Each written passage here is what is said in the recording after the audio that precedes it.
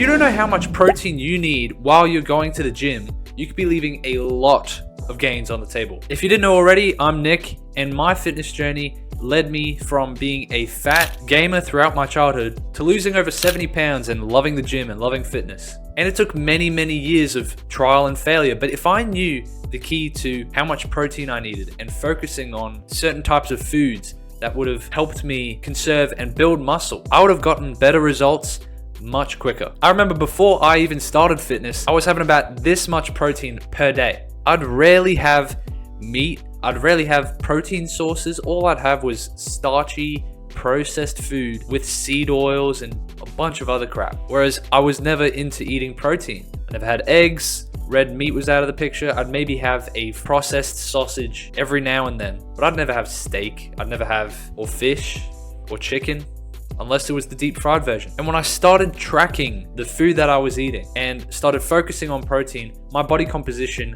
changed rapidly. I got leaner and more aesthetic. So how much protein do you actually need? Well, people disregard this with many of the fad diets. With the vegan diet, they don't really talk much about it. With the keto diet, they don't really talk much about it. When I was on keto, trying to lose weight and not really succeeding, I wouldn't have that much protein. I'd just have enough protein to get by. And that's what most people are giving you when they're talking about how much protein you need. How much protein you need is way different from how much is optimal and good for your fitness goals. In general, for the average human population, 50 grams of protein per day is enough to negate nitrogen imbalance. So it's the bare minimum to not see negative health effects over time. So that's what they advertise as how much you need. So they wouldn't be telling you to eat, protein filling foods in every meal, because that would lead you to have more protein than you need. But you're in the gym, you're trying to get it, aesthetic. So how much protein do you need if you're an athlete, let's say? Yeah, because you're an athlete, you have to start identifying as an athlete to change your identity. Like, duh. So for an athlete who's working out often and resistance training, bodybuilding, how much protein do you need to sustain that and help you build muscle? Well, if you want me to give the scientific answer, 0.7 grams per pound of body weight is most often the best amount for maximal muscle growth. This does not mean you can't eat over that and still enjoy maximum muscle growth. But for bros and people aspiring to be bros, we can simplify this by just rounding it up.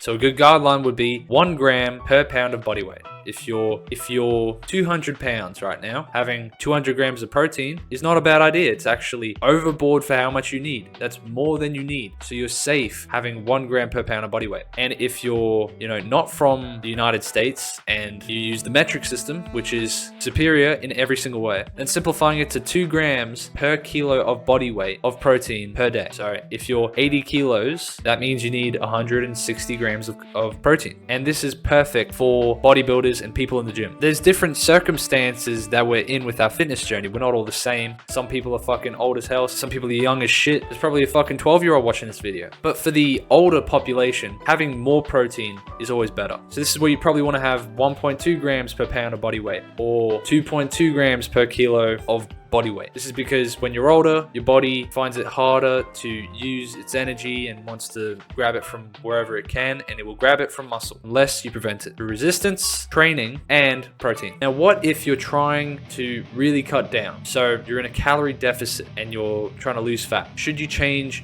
the amount of protein you're eating during that time? It depends with your starting body weight. If you have a lot of fat to lose and you're starting at a more overweight starting point like I did, then you can just eat as much protein as your goal weight. So if your goal weight is to be 170 pounds, then you will eat 170 grams of protein per day rather than 220 grams of protein, because it's more protein than you need for the amount of muscle that you probably have. So on a cut, 1 gram per pound of body weight is perfectly fine. Right now I'm on a cut and I've been eating high protein since I started tracking. I'm actually going hella overboard right now. I'm eating between 220 to 250 grams of protein per day. I'm not even 100 kilos. I'm not even 220 pounds. So that's just a case study saying that it's all safe. You can't get any negative effects from eating too much protein. Aside from the shits and the farts, it's all upside. And unless you have some freaking kidney disease or some shit like that, then you are good, trust me. But to start focusing on high protein,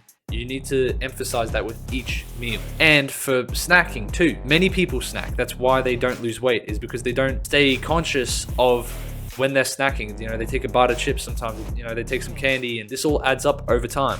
When you're snacking, try to choose the right snacks. So this is low fat, high protein, flavored yogurt. Tastes great and it's good for you. This could also be beef jerky, which is literally dried red meat. Can't get any more protein dense than that. You can have a 50-gram pack of, you can have a small pack of beef jerky and it can have 30 to 50 grams of protein in 200, 300 calories. Absolute banger. And you don't need to eat meat to get your protein in. You can also use food supplements like protein powder as a last resort, or you can use protein bars. I'm not a big fan of protein bars because some of them are shit and some of them don't taste very good. But if that's how you can get your protein in, then do it that way. So I hope this helps you when you're embarking on your fitness journey for the first time. Focus on high protein foods and the gym, and combine that and you'll see composition changes like never before. I'm Nick Steve. Leave no more lost potential, and I'll see you in the next one. Peace.